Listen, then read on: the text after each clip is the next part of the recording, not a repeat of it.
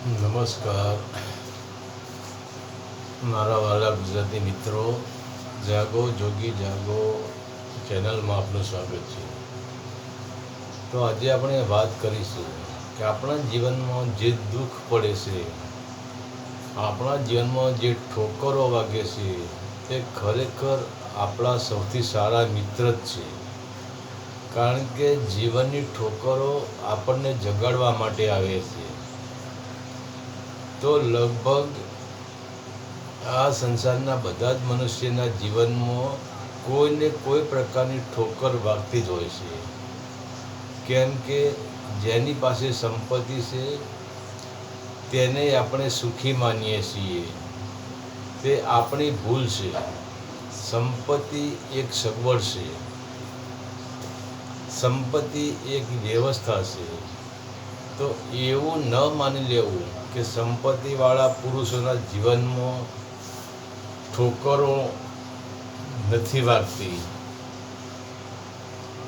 ઠોકરો તો ભલે સંપત્તિવાળો હોય, ગરીબ હોય, બંનેને ઠોકરો તો વાગતી જ હોય છે.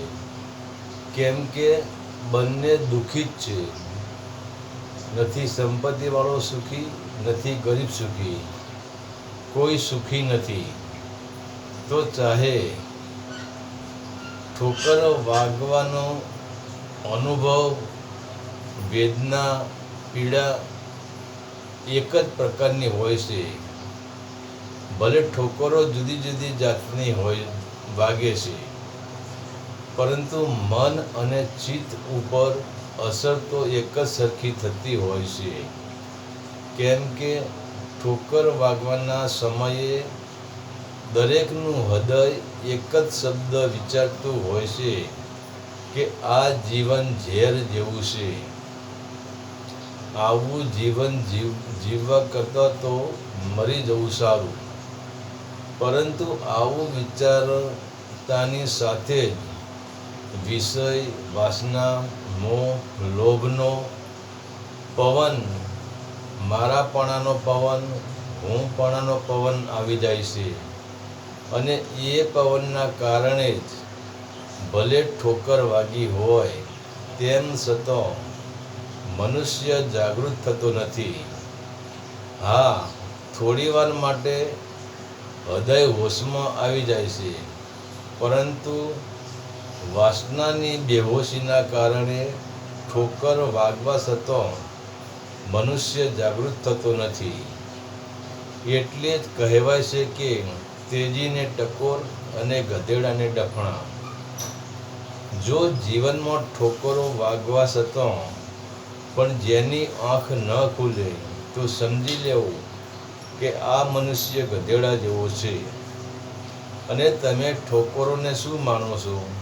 ઠોકર તમારો દુશ્મન નથી. ઠોકરથી તો મોટો તમારો કોઈ મિત્ર નથી. કેમ કે જીવનમાં જ્યારે જ્યારે ઠોકરો વાગે છે, ત્યારે તે ઠોકરો તમને ઝંઝોળે છે, તમને જગાડે છે કે અરે ભાઈ, જો હું તને જગાડવા આવી છું. કેમ કે આ જીવનમાં તને આવી તકલીફો પડે છે, તારે આ બધું જ દુઃખ જોવું પડે છે અને તારે નિશાસા નાખવા પડે છે. તો મારા ભાઈ, જો મારા જગાડવાથી તું નહીં જાગે તો આમ ને આમ તારું જીવન સંસારની ઠોકરો, કુટુંબની ઠોકરો, પરિવારની ઠોકરો, સમાજની ઠોકરો અને આ તારા શરીરમાં થતા ભયંકર રોગોની ઠોકરો ખાતો ખાતો તારી યાત્રા મૃત્યુ સુધી પહોંચી જવાની છે. અને હે વિષય, વાસના, મોહ, લોભમાં બેહોશ બનેલા મનુષ્ય, હવે તો જાગ. કેમ કે તું જે સંપત્તિને, તું જે વાસના, જે મોહને, જે લોભને બેહોશીમાં થઈને ફરી રહ્યો છે, અને તમે જેને સુખ માનો છો તે સુખ નથી. કેમ કે આ તમે બેહોશીમાં જે મારું મારું કરીને કુકર્મના ભારા બાંધી રહ્યા છો, પાપના પંથે ચાલી રહ્યા છો, તે બધું જ મૃત્યુ સમયે છૂટી જાય છે. તો હે માનવ, હું ઠોકર રૂપી તારો કલ્યાણકારી મિત્ર છું અને હું તને જગાડવા માટે જ આવ્યો છું. અને ઠોકરો કહે છે કે અમે ભલે તને ભાગતી હોઈએ, અમે તને નડતી હોઈએ, અમે તને દુઃખ દઈએ છીએ, પરંતુ અમે તમારી મિત્ર છીએ, અમે તમને જગાડવા જ આવ્યા છીએ. તો હું તમને જગાડવા જ આવું છું.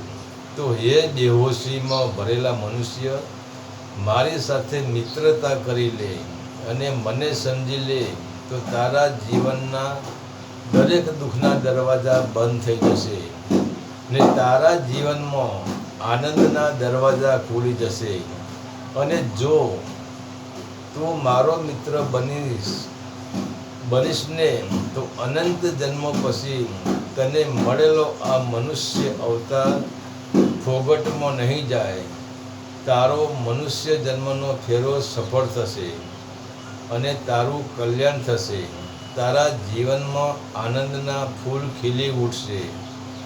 એટલે જ કહેવાય છે કે ઠોકરોથી મોટો કોઈ મિત્ર નથી. પરંતુ આપણે જોઈએ છીએ કે જ્યારે આપણી સમજણ આવી તે વૃદ્ધાવસ્થા સુધી આપણને અસંખ્ય પ્રકારની ઠોકરો વાગતી હોય છે. ઠોકરોના અનંત પ્રકાર હોય છે અને ઘણી ઠોકરો એવી હોય છે કે દર્દ આપનારી ઠોકરો હોય છે. માણસને જીવન થઈ જાય કે ભાઈ હવે કંઈ જીવન જીવવું જ નથી, પૂરું થઈ ગયું. આવું મારા ભાગ્યમાં આવું જોવાનું લખી દઉં, મારા ભાગ્યમાં આવું દુઃખ જોવાનું લખી દઉં, આવી તો મેં કલ્પના પણ નથી કરી. એવી અસંખ્ય ઠોકરો વાગતી હોય છે.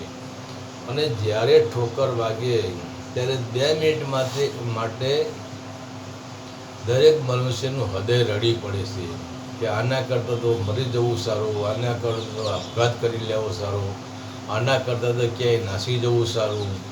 પરંતુ 2 મિનિટ માટે પછી તો પાછો વિષય વાસનાનો પવન આવી જાય, હું પાણાનો પવન આવી જાય, અહંકારનો પવન આવી જાય, પાછા મસ્તીમાં ફરતા હોય છે. તો માણસને જો જગાડનાર સાચો મિત્ર, સાચો ગુરુ તે ઠોકર જ છે. હરિ ઓમ તત્સત. આદેશના પ્રણામ.